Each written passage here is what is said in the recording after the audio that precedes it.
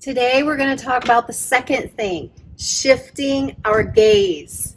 All right? So we're looking at Hebrews 12:2. We're going to look at it in several different translations.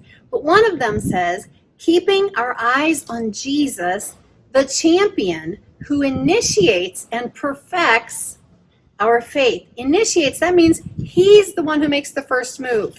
Okay? We think that we're making all the effort, but God is always the one who makes the first move. And when we say shift our gaze, what does gaze actually mean? So gaze is to look at someone or something for a long period of time. Like you don't stop looking in that direction. It literally means a realignment of your line of sight. So if you were looking here and that's your gaze, but then you realign your gaze so that it's here. So in another version it says looking unto Jesus, the author and finisher of our faith. All right, another one says looking away from all that would distract us and focusing our eyes on Jesus. So everything is distracting us. We're seeing to the left, we're seeing to the right. And this is saying turn away from everything that would distract you and focus your eyes on Jesus. Well, that clearly says to me that they were looking at something else first. He wouldn't say turn away from everything else if you weren't looking at everything else. And it's true, sometimes we get so focused on all the details around us and we forget to keep our eyes on Jesus. So he's saying, put our eyes back on him. They had taken their eyes and their focus off of him. Well, there's a quote that talks about a lady and a kaleidoscope. I don't know if you know what a kaleidoscope is, but when I was a kid, I loved them. It's just a simple tube and inside it had colors. And when you look into it, it has a picture. But then when you turn it just a little bit, a whole new picture was there. And you would just keep turning it and it would continue to be something different. Well, this quote says, her soul is a kaleidoscope, bursting with every color and hue. But shift your gaze ever so slightly, and she's something entirely new.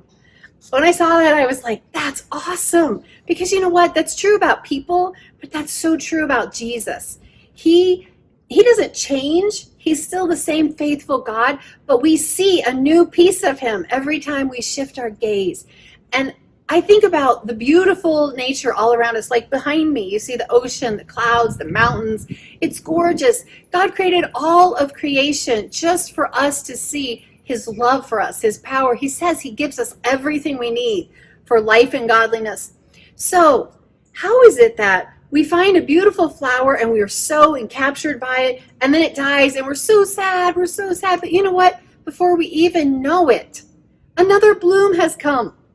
I have custard apple trees, which I love, and mulberry trees, and when they are bursting with fruit, I am so happy. Oh, I enjoy the fruit of those trees.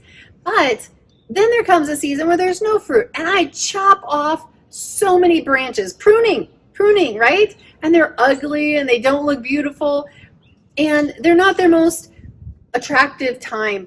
But you know what? Before you know it, new growth has come.